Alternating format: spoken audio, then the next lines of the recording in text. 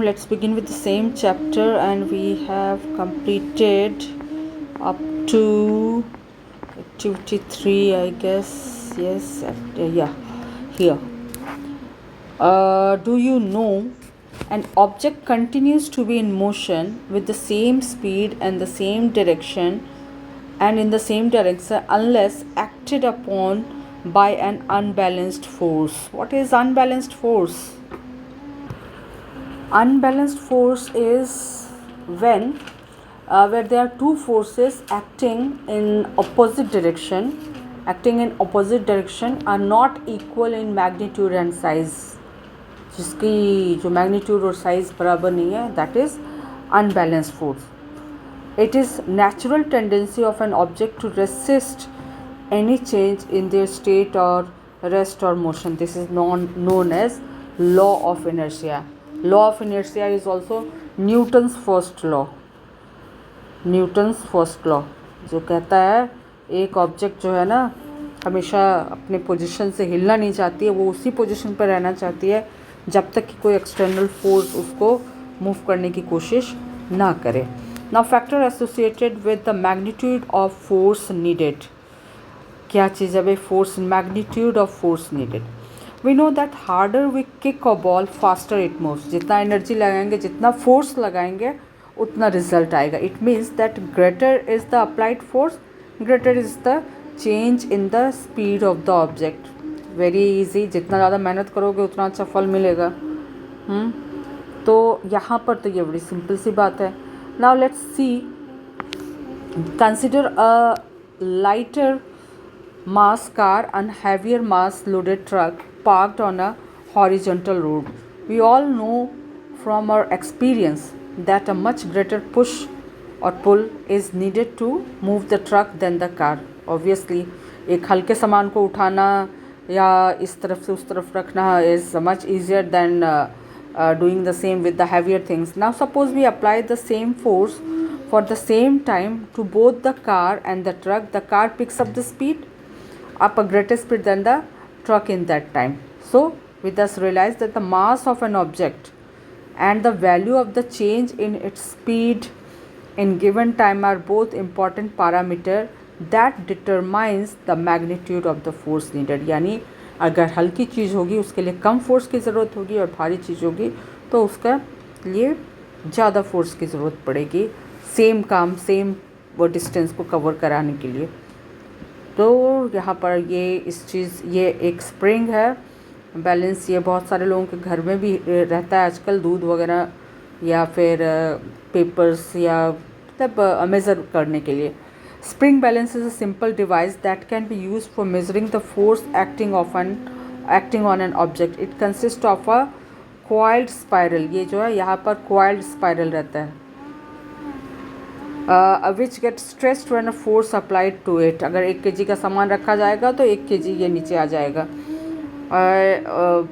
Stretching is the spring is measured by pointer moving on a in a graduated scale. यहाँ पर graduated scale मतलब numbering डाला हुआ रहता है. The reading on the scale gives the magnitude of the force. The SI unit of force is 1 Newton. Now ये वाला याद कर लेना. The force is said to be 1 Newton if it produces an acceleration of 1 meter per second square in a body of mass 1 kg. 1 kg के मास को अगर वो accelerate कर देती है 1 मीटर पर सेकेंड स्क्वायर से तो it is called 1 Newton. The force is called is of 1 Newton. Now force has both magnitude and direction. मतलब फोर्स में मैग्नीट्यूड और डायरेक्शन दोनों है. What does it mean? Direction and magnitude. It is now easy to understand that we need to know both the magnitude of force and the direction in which it acts to completely specify it. हम लोग को दोनों का चीज़ का ज़रूरत पड़ेगा कि force का डायरेक्शन क्या है, उसका अमाउंट क्या है. When we change either the direction or the magnitude or both of the applied force, its effects changes. Of course अगर हम लोग डायरेक्शन चेंज करेंगे तो इसका इफ़ेक्ट अलग डायरेक्शन में हो जाएगा, अगर हम लोग कम या ज़्यादा करेंगे तो उसका असर भी अलग होगा।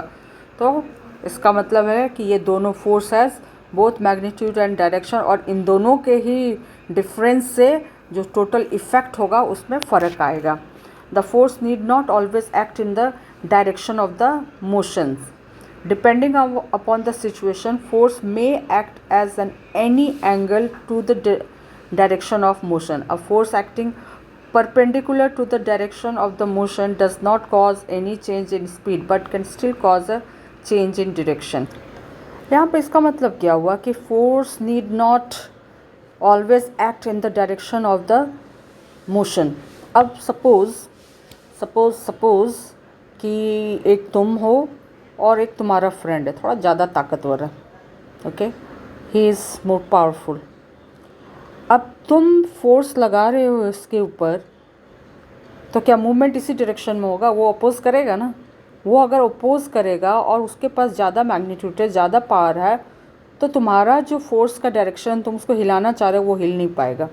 इसका मतलब फोर्स तो तुम डाल रहे हो but you are not able to move him because the magnitude is not enough to move him from his place, because the strength of a force is तो magnitude होता क्या है? The strength of a force is expressed by its magnitude, कि कितना ताकत है, that is what magnitude is.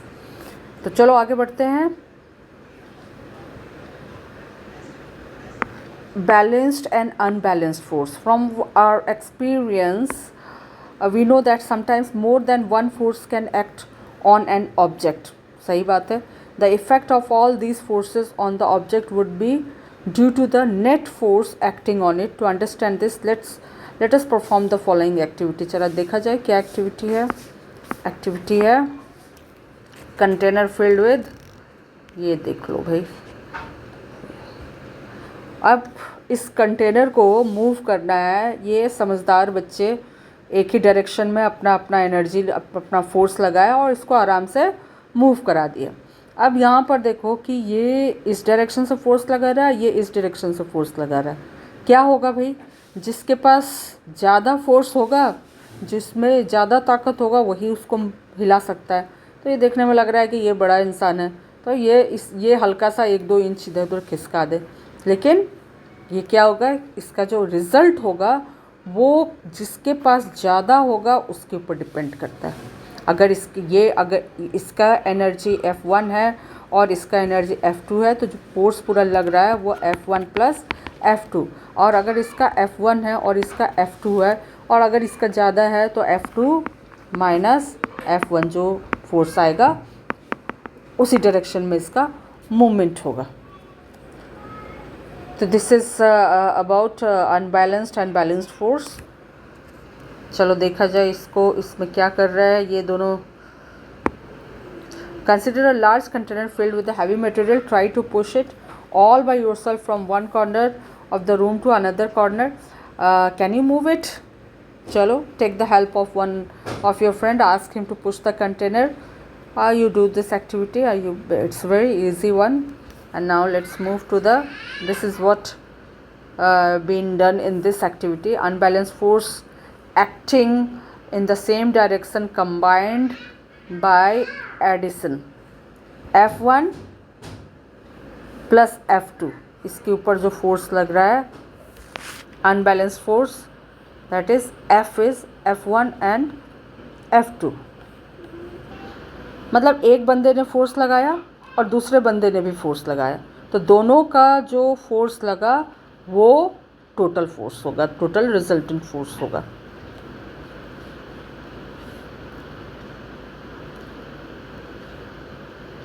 Okay, अब आगे बढ़ा जाए. The same it is given in the equation form.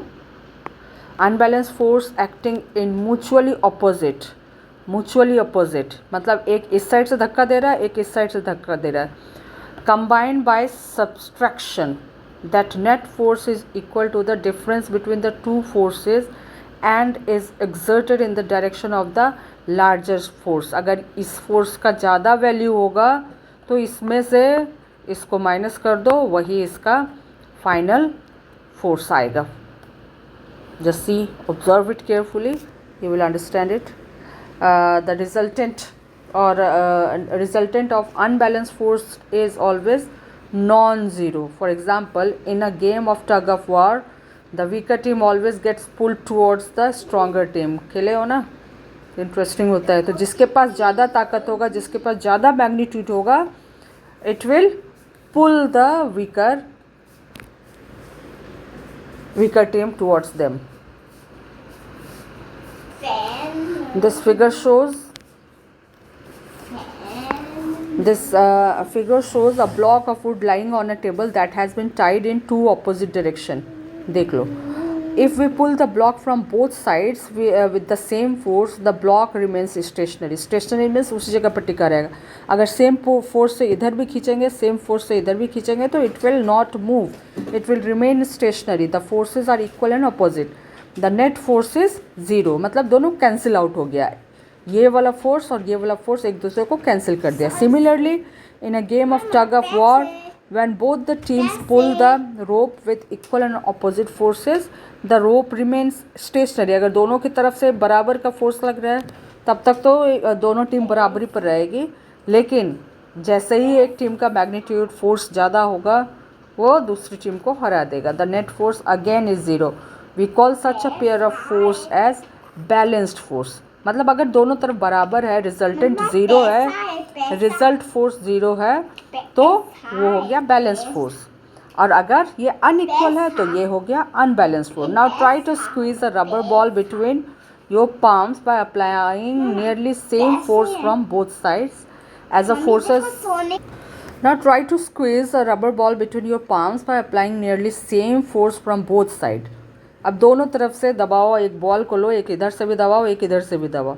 As the force applieds are equal and opposite, एक यहाँ से भी लग रहा है, यहाँ से भी लग रहा है, net force is almost zero. इसके ऊपर ये हिलेगा नहीं, लेकिन क्या हो जाएगा, इसको दब दब करके ये ख़राब हो जाएगा, डिफॉर्म हो जाएगा.